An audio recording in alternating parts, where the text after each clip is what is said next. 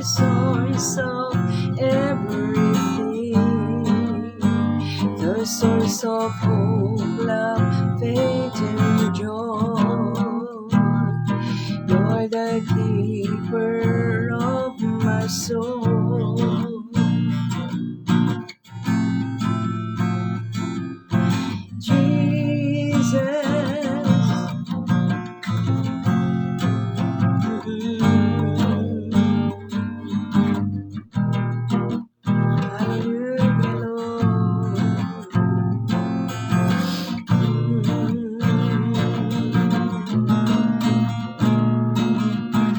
Lord, how can I be you if there is nothing I can do but serve you?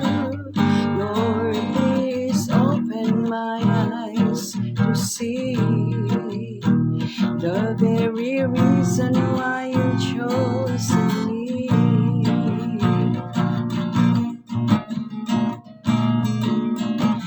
Lord, how can I be you if there is nothing I can do but serve you? Lord, please open my eyes to see the very reason why you chose me.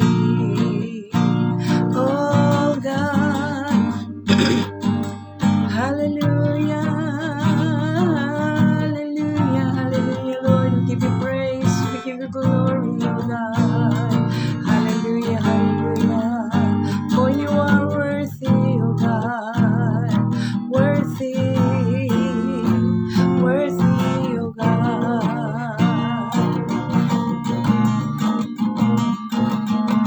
Lord, how can I be you if there is nothing I can do but serve you? Lord, please open my eyes to see the very reason why you chose me. Lord, please open my eyes to see the very reason why you chose me. Lord, please open my eyes to see the very reason why you chose me. Oh, hallelujah. Thank you kay Lord nga. Imo ming pukaw Ginoo ni sa kabuntagon o kiniubon pagit nga mo bangon Lord kay kun dili Lord dili ko mo bangon o God. Salamat kaayo Ginoo bisan pa sa kalidad malinaw hinanong ka katulog nga imo gi-provide kanamo amahan. Thank you sa bisan pa nining laing matahong nga adlaw Ginoo nga Friday o God nga makahimo na usab kami sa pag-alagad kanimo Ginoo makahimo na usab kami sa pamuhat sa mga bulaton nga may kalamigitan sa imong kahimayaan makahimo na usab kami Lord sa pagpamuhat Ginoo Lord sa mga butang nga makahatag kahimayaan kanimo God. Thank you kaayo Lord dalaygon makakinabuhi na usab kami sa kinabuhing Kristohano Lord dalaygon kay Lord sa walay katapusan sa dawata ang among mga pagpasalamat ang among mga pagdayeg di lamang kanimo gayud Ginoo pinaagi sa imong ngalan ni Jesus. Amen.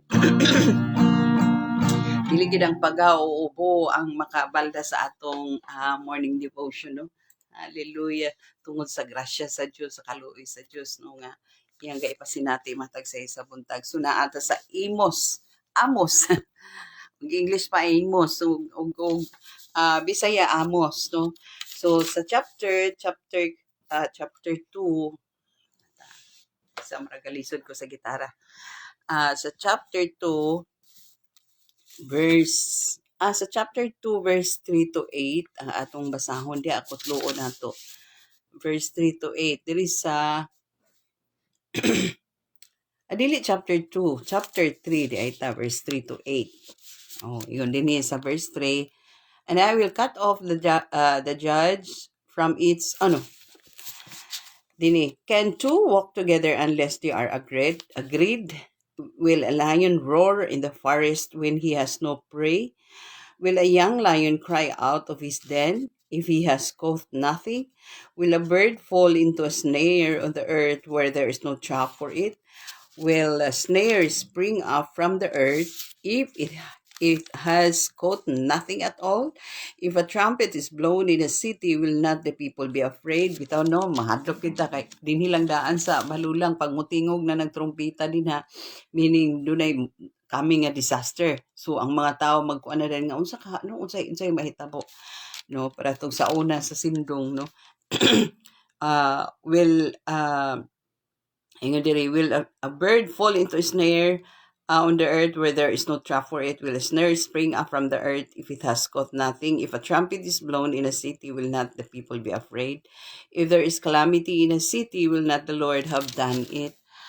Surely the Lord God does nothing unless He reveals His secret to His servants, the prophets. Dili gyud mo himo ang Ginoo o mga coming a judgment unless and until dili niya ipahibalo o gamiton niya ang propeta para mo announce ni ini mo pahibalo ni ini. Then sa 8, a lion has roared. No, a lion has roared. Who will not fear? The Lord God has spoken. Who can but prophesy? Kung ang Diyos na ang musulti, kinsay dili ang musugo, kinsay dili mo mutuman sa pagsulti ani, especially if you are a prophet. Hallelujah. Ang atong internet poor kaisa nga tanan. So there are two things nga makita nato diri atong lakbitan, atong kutloon. The first thing nga nakita nato diri sa atong gibasa is it is about a series of questions, no? With this series of questions, Amos declared that the disaster is coming is really coming, no? It's really coming to Israel, no? Kay giagin niyag mga pangutana. Kung tinuod yun niyang mga pangutana, kay even until today, gakahitabo yun niya, no?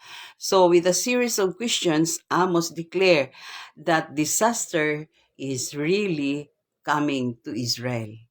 Yeah, ang number 2, ang ikadua, since the Lord does it, no? Since the Lord God has commanded Amos to announce the judgment, then judgment will surely come. Kay dili man tao si Lord nga kung unsay ang ibungat, unsay sulti dili niya tumanon, no? Ang matag pulong nga mugawas, no? Ang matag pulong nga i-declare ni Lord matuman gyud, no? Tumanon gyud ni Lord because there is a great purpose nga nung iyang buhaton ni, especially nga ang Israel iyang mga katawhan og iyag yung ipanish, no? Iyag yung ipanish. So munang duha ka butang nga nakita nato diri sa atong gibasa sa verse 3 to 8. Kaya sa magpansuli ra ba usay ang akong kakalitok, no? Imbis verse, chapter ang akong malitok. Imbis chapter, verse ang akong kakalitok. O usahay pag yun, ang nasa hunahuna, insakto, ang nasa kasing-kasing insakto, pero ang gagawa sa akong mouth usay, dili, mao, anak bitaw. So, dinhi, sa verse 3 to 8, atong nakita nga daghang kaayo mga